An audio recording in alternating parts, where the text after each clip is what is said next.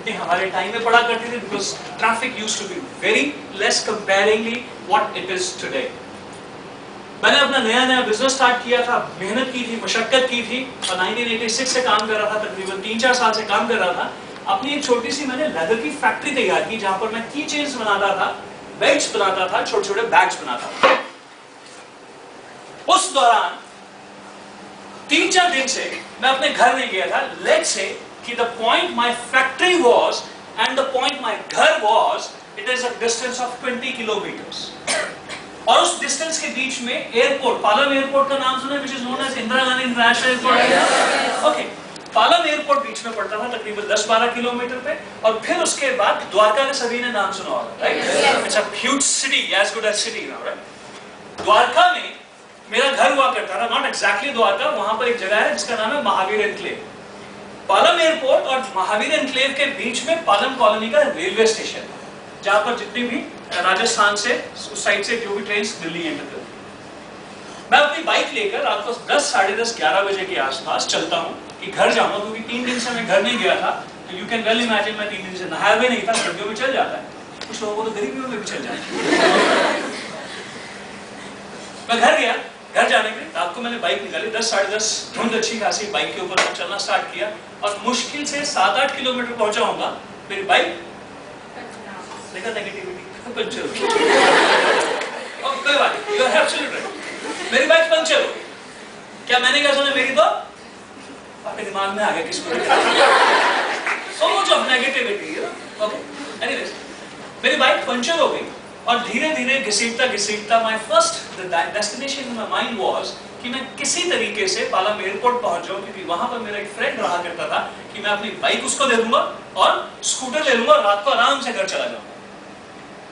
मैं वहां पहुंचता हूं तो पता चलता है मेरा तो दोस्त कितनी negative, but you are right, मेरा दोस्त घर पे नहीं था। सी, हमें आदत पड़ चुकी है ना अपनी किस्मत को कोसने की, है ना?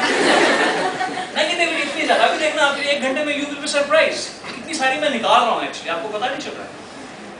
मैं किसी तरीके से बाइक मैंने छोड़ी, स्कूटर मुझे मिला नहीं, but I was so positive कि पालम एयरपोर्ट पर रात को उस जमाने में एम्बेसडर्स चलती थी, जो पायलट्स को, एयर होस्टेस को छोड़ने का, ड्रॉप पिकअप एंड ड्रॉप का काम चल रहा था। तो आई थॉट कि कोई दिक्कत नहीं है, रात के 12-12:30 बज चुके थे, 1 बज चुका था। मैंने कोई दिक्कत नहीं है, मुझे यहाँ से लिफ्ट मिल जाएगी, लेकिन आज घर तो जाना ही है, because I don't have a choice, it was winter.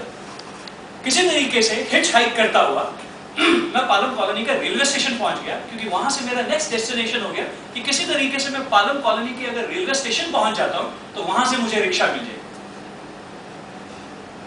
मैं पालम कॉलोनी के रेलवे स्टेशन पहुंचता हूं तकरीबन 2-2:30 बजे के आसपास। 4 बजे पहली ट्रेन आती है, तो रिक्शा पुलर्स क्या करते हैं, लाइन में लगे होते हैं और रजाई में सोए हुए आराम से, ठंड का मौसम।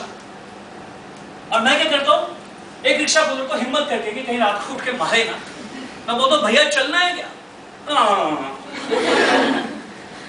जैसे आप लोग भी करते, मम्मी बोलते उठ जाओ, जाना है। दूसरा रिक्शा, मैंने उसको हाथ लगाया, मैंने कहा भैया चलना है क्या? आपको नहीं कहता, मैंने कहा भैया चलना है। फ्लैश ऑफ अ सेकेंड अपनी रजाई को उसने फोल्ड किया, पीछे रखा, सीट पे बैठ गया। और मैंने इससे पहले कि उसकी क्या बोलते हैं मूड चेंज हो जाए, मैं पिछली सीट पे बैठ गया। बोलता भैया कहाँ जाएंगे? मैंने बोला बॉम्बे, वैसे नींद उड़ाने के लिए। मैंने बोला Bombay. Flash of a second again, paddle पे जोर से पैर मारता है, हैंडल को लेफ्ट ऐसे टर्न किया उसने। मैं डर गया, मैंने कहा कर क्या रहा है? कहता बॉम्बे जाओगे तो मथुरा होके जाओगे ना, मथुरा इस तरफ।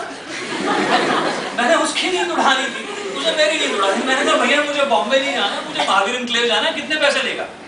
वो तो जो ठीक लगे वो दे देना। अब रिक्शा पुलिस की आदत होती है, आप क्या कभी भी पूछो तो क्या बोलते हैं? क्या बोलते हैं? हमारा बिजनेस रिक्शा प्लेयर ठीक से हाँ सर, हम यही बोलते हैं। मैं बोला कितने पैसे लोगे? बोलता जो ठीक लगे वो दे देना। और रिक्शा पुलिस की क्या आदत होती है, जब आप वहां पहुंच जाते हो कहते हैं जो हमें ठीक लगा ले लेंगे। और ऐसे ही होता है most of the time. But anyways धीरे धीरे हमारी उससे बातचीत स्टार्ट हुई। उसने अपने बारे में बताना स्टार्ट किया कि वो पटना से आया है, छपरा डिस्ट्रिक्ट से आया है, और दिल्ली में एक सपना लेके आया, ड्रीम लेके आया कि मैं यहाँ पर आकर पैसे कमाऊंगा और अपनी बहन की शादी बहुत अच्छे घर में करूंगा और अपने छोटे भाई को इंजीनियर बनाऊंगा। And all of a sudden, I was supposed to be a successful businessman, young and successful businessman. highly educated. I was pursuing my cost and works accountancy. मेरे भी राम राम बोल देना. I was pursuing my cost and works accountancy. I was doing my ICWA. I thought all of a sudden, the moment he spoke about कि मैं अपनी बहन की शादी अच्छे घर में करना चाहता हूँ, अपने भाई को जीना, I was on the same platform. A person who had no money in his pocket, a person who was running a rickshaw on rent, किराए के ऊपर रिक्शा चलाता है, or a person who was supposed to be successful in those times, they were on the common platform. We got connected. We got emotionally connected. And all of a sudden, without any agreement, we became friends. धीरे धीरे बातचीत start होती है, धीरे धीरे हम आगे बढ़ते हैं. बहुत उसने अपने बारे में बताया, मैंने उसके साथ शेयर किया, और इतनी देर में मेरा घर पहुंच जाते हैं, महावीर एनक्लेव पहुंच जाते हैं हम लोग.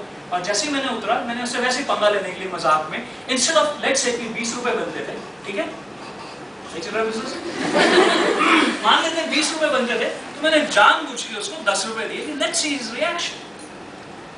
And you will be surprised, उसने 10 रुपए लिए और मुड़ के जाने लगा. तो मैंने कहा विजय एक मिनट, हिज नेम इज विजय. मैंने कहा विजय एक मिनट, मुस्कुरा के फिर देखता, हाँ जी भैया.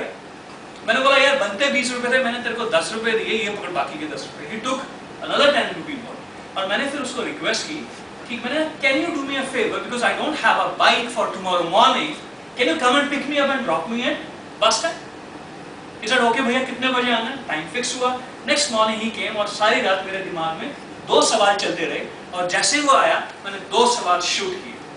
मैंने कहा विजय एक बात सच बताना कि अगर मैं तुझे सच में 10 रुपए देता और वापस नहीं बुलाता, तो तू क्या सच में 10 रुपए लेके चला जाता, तुझे तकलीफ नहीं होती? कहता भैया बिल्कुल भी नहीं होती. मैंने कहा सच बता यार. कहता बिल्कुल, क्योंकि एक बार जो कह दिया सो कह दिया. मैंने कहा चल वो तो 10 से 20 रुपए तक की बात थी, it's okay, but tell me very honestly कि अगर मुझे सच में बॉम्बे जाना होता, तो तू जिस स्टाइल से तूने रिक्शा टर्न की थी, क्या तू मुझे सच में बॉम्बे तक लेके जाता? बोलता बिल्कुल हाँ. Are you sure? Do you know Bombay है कहाँ पे? बोलता बिल्कुल मालूम है बॉम्बे कहाँ पे. तो रिक्शा में बॉम्बे जाएगा क्या? कहता भैया उसमें मुश्किल ही क्या है, आधे रास्ते रिक्शा आप चलाते, आधे रास्ते रिक्शा हम चलाते, दोनों बॉम्बे पहुंच जाते. And my dear friends, after that we became good friends. We met a couple of times. 1992 I went to Australia for my higher studies. I came back, we were not in touch. 1997, right after 8 years, I felt like meeting my friend again. I went to a common friend, मेरे दोस्त का नाम बिट्टू है. मैंने बिट्टू को बोला बिट्टू यार बहुत टाइम हो गया विजय से मिलना. कहता ओके लेट्स गो. हम लोग जाते हैं महावीर एनक्लेव में, जहाँ पे रिक्शा खड़े होते हैं ना किराए पे. आप सारा दिन रिक्शा चलाते हैं, आपको ज्यादा पता होगा. डोंट माइंड, ओके, क्योंकि जो आगे बैठते हैं वो फंस जाते हैं. मैं उसके बाड़े में गया जहाँ पे रिक्शा रहते हैं, दिल्ली उसको बाड़ा बोलते हैं, राइट. बहुत सारे रिक्शे खड़े हुए, 50, 60, 100 रिक्शे खड़े हुए. हर रिक्शा पुलर आता है और वहां पे रिक्शा जमा करता है, अपने पैसे जमा करता है और जाता है. मैं वहां पे बैठा हुआ, सीट लगी होती है, गद्दा वद्दा बिछा होता है, एक अंकल जी बैठे होते हैं बड़े खतरनाक सी शक्ल वाले कि अगर कोई पैसे नहीं देगा तो उसको अक्ल को रिक्शा मिलेगी. वो हिसाब करते हैं. तो एक रिक्शा वाला है, मेरा दोस्त बिट्टू मेरे को बोलता है, कहता ये है विजय. मैंने बोला ओके. मैंने कहा इतना भी पागल नहीं हूँ मैं, विजय पहचानता हूँ. कहता ओके कोई बात. एक दूसरा रिक्शा पुलर आता है, कहता अच्छा ये वाला तो पक्का विजय. 2, 3, 4 रिक्शा पुलर जब आके निकल गए, तो मैंने बिट्टू को वैसे बोला, मैंने कहा यार दिस इज टू मच. है कहाँ पे विजय? I want to meet him. Don't like bug me like this. But you will be surprised. This whole Bada belongs to him, and every rickshaw puller, whoever comes from Bihar, wants to become like Vijay, and everybody says that I am Vijay. 1997, that gentleman was the owner of 140 plus rickshaws. Can you believe that?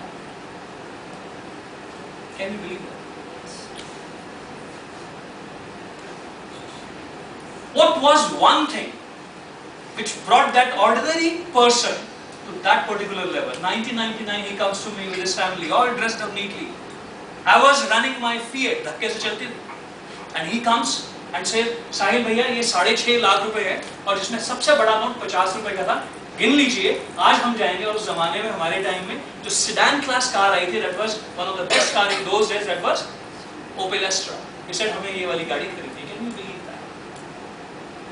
What was that one thing which brought that ordinary person and made a successful businessman? अपने घर में अपनी sister की शादी बढ़िया घर में करता है, अपने भाई को इंजीनियर नहीं बना पाया लेकिन डिप्लोमा इंजीनियरिंग कराता है, and today his brother takes care of a unit where they assemble rickshaws and they are one of the leading